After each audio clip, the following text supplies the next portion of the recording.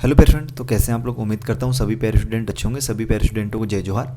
तो फाइनली प्यारे स्टूडेंट, इस वीडियो में जो अपन देखने वाले हैं यहाँ पे आपका त्रैमासिक आकलन 70 2024-25 कक्षा 7 और विषय यहाँ पे आपकी हिंदी।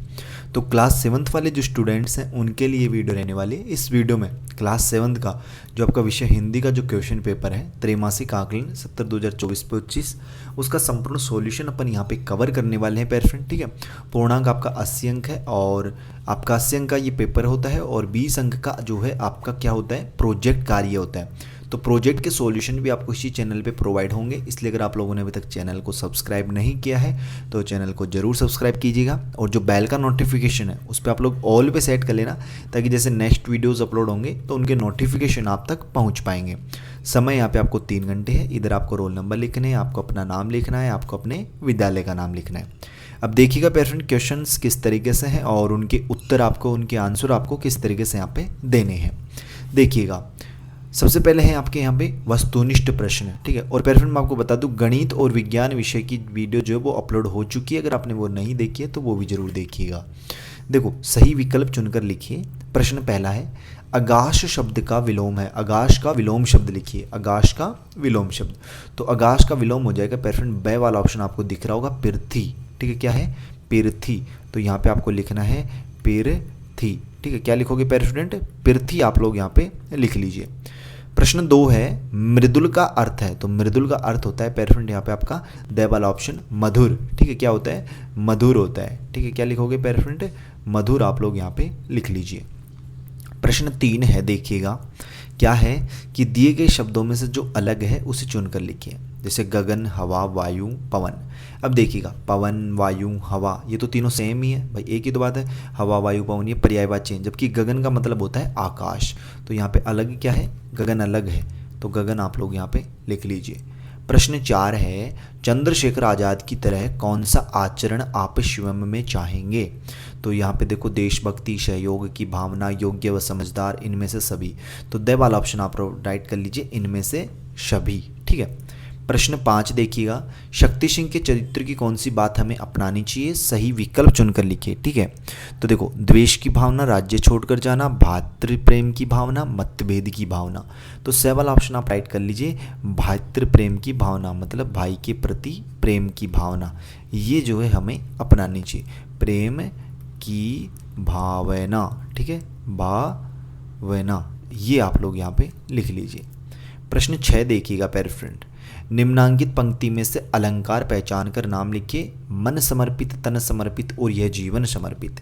अब ध्यान से देखिएगा, यहाँ पे समर्पित, समर्पित, समर्पित 3 बार समर्पित है, मतलब एक ही शब्द बार बार आ रहा है, तो वहाँ पे अनुप्रास अलंकार होता है। स वाला ऑप्शन आप राइट कर लीजिए, अनुप्रास अलंकार।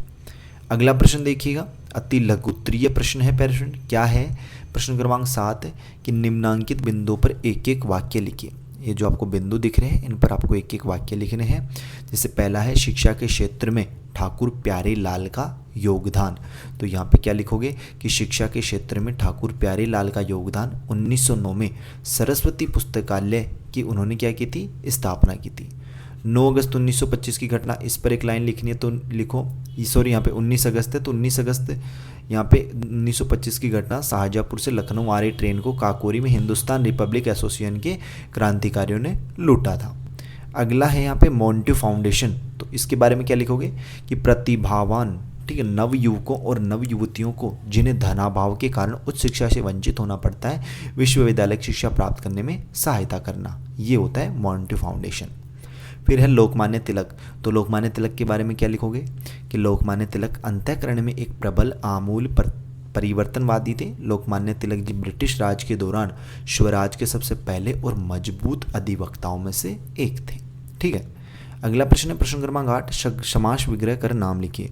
समास विग्रह करिए और नाम लिखिए। जैसे पहला है अमृत बरसा, तो इसको क्या लिखोगे पैरफॉर्म, इसको आप लिखिए संबंध तत्पुरुष समास। पहले में आप लोग लिखिए संबंध, ठीक है, संबंध तत्पुरुष समास। ठीक है, तत्पुरुष समास, ये आप लोग यहाँ पे लिख लीजिए।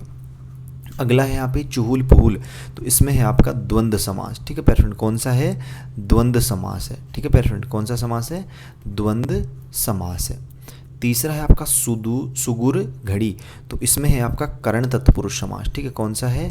करण तत्पुरुष समास, इस तरीके से। ठीक है, फोर्थ नंबर पे है आपका चारोखूंट, तो इसमें है आपका अपादान तत्पुरुष समास।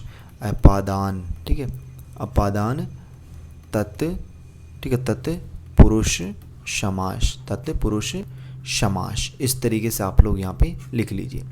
प्रश्न 9 देखिएगा प्यारे फ्रेंड। उससे पहले प्यारे फ्रेंड, अगर आप लोगों ने चैनल को अभी तक सब्सक्राइब नहीं किया है तो वेट किसका कर रहे हो? जो लाल वाला बटन उस पर जरूर क्लिक कीजिएगा।